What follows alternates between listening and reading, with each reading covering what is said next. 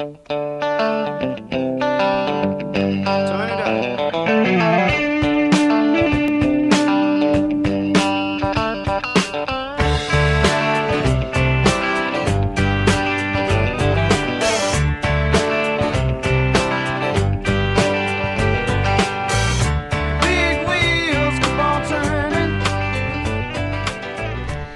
chers amis de Mille couleurs de robe, bonsoir. Bienvenue dans cette émission, une fois de plus. Cette émission que vous aimez beaucoup, Mille couleurs de robe. Et aujourd'hui, j'accueille un invité. Mon invité s'appelle Cheikh Fita. C'est quelqu'un qui est connu au Congo et même ici à Bruxelles, en Belgique. Et pour ceux qui ne le connaissent pas, je vais lui passer la parole et il va se présenter et nous dire pourquoi il est dans cette émission d'aujourd'hui. Bonsoir Cheikh. Bonsoir Karine. Voilà, comme je disais aux téléspectateurs, aujourd'hui nous te recevons dans cette émission, c'est toujours avec grand plaisir. Et pour ceux qui ne te connaissent pas, je te laisse te présenter à eux. D'abord, je salue vos téléspectateurs, je salue tous les internautes qui nous verront via nos différents sites. Et qui je suis? Eh bien, je suis philosophe, écrivain et metteur en scène congolais, en même temps journaliste, parce que j'ai un journal en ligne depuis 10 ans que je diffuse à partir de Bruxelles. Mais aujourd'hui, ce n'est pas en tant que journaliste que je suis avec vous. Alors, dis-nous pourquoi aujourd'hui, nous avons ce privilège de te recevoir dans Mille couleurs de robe. J'ai accepté l'invitation parce que j'ai un événement. L'événement, c'est quoi? C'est un spectacle de contes que je donne le 20 novembre 2015 plutôt, ici à Bruxelles, dans la salle d'Elvaux de l'ULB. Effectivement, beaucoup de gens me connaissent à Bruxelles plus comme journaliste parce que j'anime mon journal en ligne, cheikfitanews.net ou Info en ligne des Congolais de Belgique. Mais en réalité, moi, ma carrière, je suis un homme de plume. La plume, c'est bien sûr le journal, mais c'est surtout le théâtre. J'écris le théâtre depuis avant que beaucoup de gens qui nous suivent aient l'âge majeur, depuis 76. Et donc, j'ai un spectacle et j'aimerais bien que les gens viennent voir ce spectacle.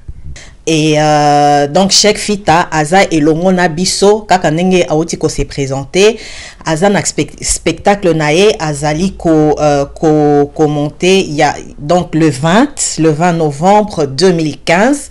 Et alors, Cheikh Fita, Azali kaka conteur te, Azali kaka metteur en scène te, Azali pe journaliste.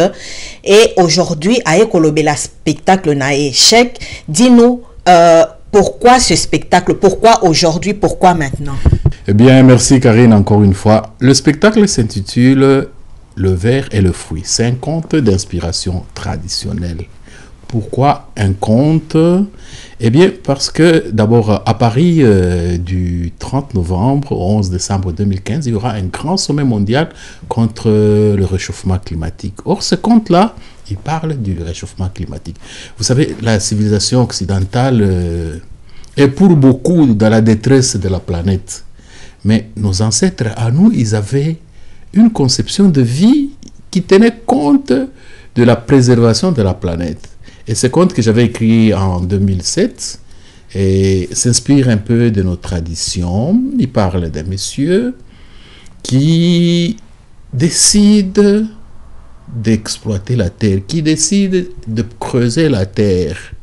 Or, si vous regardez tout ce qu'il y a comme conséquence par rapport au réchauffement climatique, c'est parce que l'homme a décidé de creuser la terre d'une façon très anarchique, très désordonnée. Et il n'est pas prêt de l'arrêter. Et malheureusement, les effets pervers, c'est pour nous les Africains, parce que nous ne sommes pas à la base de cela. Et donc, j'ai dit, nous allons rentrer aux sources du mal via ce conte-là. Maintenant, par rapport à nos amis qui vivent ici en Europe, qui vivent en Belgique, je leur dirais que assez souvent, nous passons notre temps sur Internet, sur des problèmes politiques. La politique d'une nation, c'est aussi la culture. Et dans la culture, il y a le théâtre, il y a les contes. Et moi, j'aimerais qu'ils viennent avec leurs enfants, parce que c'est un conte traditionnel. La façon dont on comptait quand nous étions enfants, j'espère que tu te souviens, Alice Indio. hein baka c'est Marie Sinjo Tadjibouje on a compris à Lingala on dit Lisaponge onge et donc et ça se faisait autour du feu le soir et ça créait une grande communion dans la communauté. Malheureusement ici nous sommes en train de courir tous les jours, on n'a même plus le temps pour soi-même. J'ai dit à nos compatriotes, cherchez un peu de temps pour vous, venez à ce spectacle là et ce qui est bien c'est que bon l'entrée n'est pas payante hein. Vous entrez d'abord, si le spectacle vous plaît, vous prenez une enveloppe, vous contribuez aux frais de l'artiste. Si vous pensez que ça vous a pas plu ou si vous n'avez pas l'habitude de donner l'argent, c'est pas grave. Mais moi, je donne le spectacle gratuitement. Les gens y viennent. Donc, voilà le spectacle que je présente pour non seulement nos compatriotes qui vivent ici, mais pour toute la communauté belge.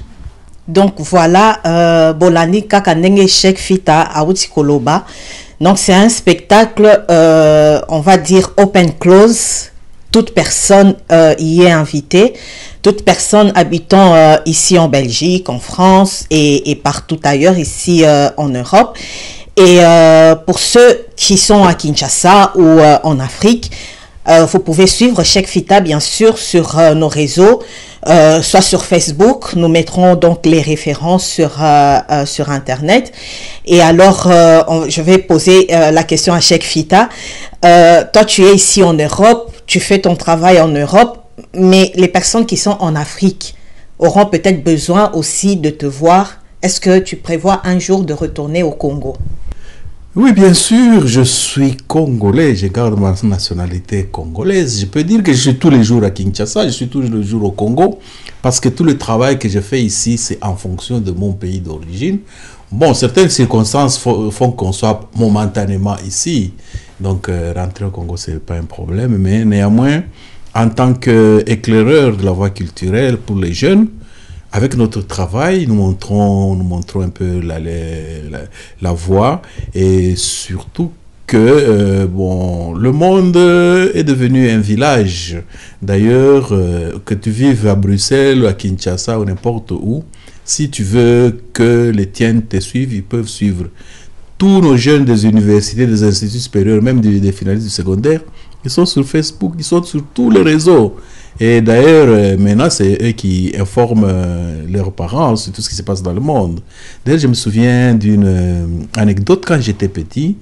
On allait à l'école, quand on revenait le soir, les parents disaient, bon, vous qui avez appris, qu'est-ce qu'on a dit à la radio, etc. Et donc, aujourd'hui, c'est plus valable que jamais. Et les parents demanderont aux enfants, vous qui avez Facebook, vous qui êtes sur Internet, qu'est-ce que vous avez suivi? Donc, nous sommes présents de cœur avec eux, mais dès qu'il y a une possibilité, on ira, il n'y a pas de problème.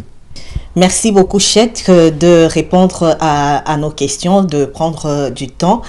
Et je voudrais te poser une question qui a en rapport avec aujourd'hui la culture congolaise, notamment le théâtre congolais classique. Qu'est-ce que toi tu peux dire, qu'est-ce que tu peux donner comme conseil à ceux qui font du théâtre aujourd'hui? Disons que le théâtre congolais actuellement, il est en crise, non pas parce qu'il n'y a pas d'artistes, mais parce que les paramètres pour que le théâtre se fasse dans les normes ne sont pas remplis. Quel est le premier paramètre? Le premier paramètre pour un bon théâtre, c'est ce que nous appelons un lieu d'expression, une salle de théâtre. Je ne sais pas s'il y a encore à Kinshasa ou au pays des salles du type Zénith ou même ce qu'on avait comme théâtre national, etc. Donc un artiste, pour que le théâtre se développe, il faut d'abord qu'il y ait un lieu d'expression. Bien, maintenant, il y a la formation grâce à nos amis de l'INA, la formation est là, mais ça ne suffit pas. Et puis il y a ce qu'on appelle le soutien à la création. Vous savez, moi, je suis écrivain de théâtre, je n'ai pas demandé de lettres, c'est ce qu'on appelle un don. Mais maintenant, quand quelqu'un a un don, comment vous allez savoir qu'il a un don? Donc, il faut qu'il y ait un encadrement qui permette à tout enfant, où qu'il soit, qu'il ait la possibilité d'exprimer son don. Et ces conditions-là ne sont pas réunies, mais il y a aussi, malheureusement, bon, je ne voulais pas parler politique dans la culture, mais il y a ce qu'on appelle la politique culturelle, il y a ce qu'on appelle aussi l'aide à la création. Quand quelqu'un a un don, l'État est en devoir de l'aider de lui permettre de sortir de l'eau, quitte à ce que par la suite, il puisse voler de ses propres ailes. Bon, aussi, le théâtre classique, comme il faut vivre de son théâtre, malheureusement, compte tenu de toutes les difficultés, je vois beaucoup de gens qui se tournent beaucoup vers ce que nous appelons les télédramatiques. Donc, le théâtre qui passe, qu'on filme, ce n'est pas du théâtre, c'est des télédramatiques. Le théâtre, c'est en salle. Vous venez en Europe, vous allez aux États-Unis, il y a des salles de théâtre jusqu'à aujourd'hui. Et c'est plein tous les jours depuis des années. Et si ça revient chez nous, vous allez voir, le théâtre va exploser. Moi, dans ma carrière théâtrale, je peux parler un peu de mon parcours. J'ai commencé au Katanga en 1976. À l'époque, moi, je vivais dans une cité minière de la Gécamine. La Gécamine, à Kolwezi, où je vivais, avait 15 salles 7 salles de spectacle. Donc, toutes les cités de la Gécamine, il y avait une salle de spectacle. Kapata, Luilu, Musonoi, Kolwezi, Roué, etc. Manika. Vous voyez? Donc, tu as déjà au moins 7 endroits où tu vas te présenter. Si le spectacle a du succès, tu peux aller à Likasi. À Likasi, il y avait beaucoup de salles, à Panda, à Chituru, etc. À Lubumbashi, la même chose. Même l'État, vous savez que une des plus belles salles de théâtre du Congo se trouve à Lubumbashi. On ne le connaît pas bien, c'est le cinquantenaire. Mais malheureusement, pour le moment, le cinquantenaire sert de parlement. C'est une salle de théâtre. Il y a la scène, il y a l'éclairage, il y a les accessoires. Tout est fait pour le théâtre. Mais bon, ici, il y a suffisamment de salles de théâtre, les gens vont mieux s'exprimer. Et donc, ma chance à moi, j'ai évolué à un moment où le théâtre, et donc, toutes ces conditions étaient réunies. Tu montes un spectacle, tu as tes comédiens, tu fais des affiches. Il n'y avait même pas de radio, de télévision pour faire la publicité. Juste nos affiches, nos petites affiches, les gens venaient au théâtre très souvent. Et donc, c'est grâce à ça qu'on a fait avec les Katendeka Chimbika, les Ade Kasongo, etc. On a monté des spectacles, on est allé même jusqu'à Kinshasa, on a joué. À l'époque, à la RTNC, il y avait Maman Angebi, je suppose que ça y est toujours. Là, c'était la consécration. Si tu joues le samedi soir, un spectacle en direct, nous on l'a fait un samedi soir, on l'a fait un dimanche, etc. Et donc ça, c'est le théâtre. Et le théâtre, c'est un élément important dans la vie de la société. Pourquoi? Vous savez, on dit toujours, oh, les acteurs politiques et tout ça. Acteur politique, c'est-à-dire acteur. Pour être un bon, pour faire la politique comme nous, il faut être un bon acteur politique. Mais le théâtre, c'est là où on apprend à être acteur. Et donc, quand il y a de bons acteurs dans la société, ça permet à la société de mieux progresser. Et j'ajouterai, il faut donc permettre à chacun d'être acteur de sa vie. Au moment où nous parlons, c'est un peu rigolo. Toi, tu joues le rôle d'intervieweur, moi je joue le rôle de celui qu'on interviewe, et notre ami Gérard, qui est de l'autre côté de la caméra, il joue son rôle de caméraman, de réalisateur, etc. Donc, dans une société, pour que ça avance bien, il faut que chacun connaisse un rôle et le connaisse bien. Même pour fabriquer un avion. Hein, tout le monde est content, j'ai mon billet, je prends l'avion, je vais à Kinshasa. Mais l'avion, là, comment on l'a construit? Chacun a eu à jouer un rôle. Et donc, si l'on veut que le théâtre puisse profiter à la société, il faut permettre aux acteurs d'être des acteurs. Il faut promouvoir le théâtre. Moi, je suis pour ceux qui se battent pour que les acteurs jouent leur rôle. Et s'ils jouent bien leur rôle dans la société, vous allez voir, la société évolue bien. Donc voilà ce que je pourrais dire. Bon, en fait, la question là, ça pourrait même faire l'objet de toute une émission. Hein, mais quand même, j'ai profité pour donner quelques bribes, pour montrer que bon, je suis conscient de ça. Si je suis dans le métier depuis presque 40 ans, c'est parce que je connais le rôle que je joue dans la société. Je sais que, par exemple, quand je ferai les comptes, les enfants qui vont venir avec leur papa, ils vont partir avec l'idée, ils poseront des questions.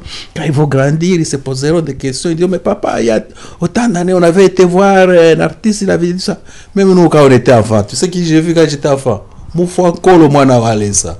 Il y a longtemps, heureusement qu'il est encore à vie. C'est parmi les gens qui nous faisaient rêver. Vous voyez, c'est des choses qu'on retient. Bon, même à Kinshasa, le théâtre de chez nous, avec Feu Chitengesana, ça forgeait les gens. Le soir, les gens étaient assis, ils suivaient. Et donc, c'est hyper important pour une société comme la nôtre que le théâtre soit soutenu. Bon, je prêche pour ma chapelle, le théâtre.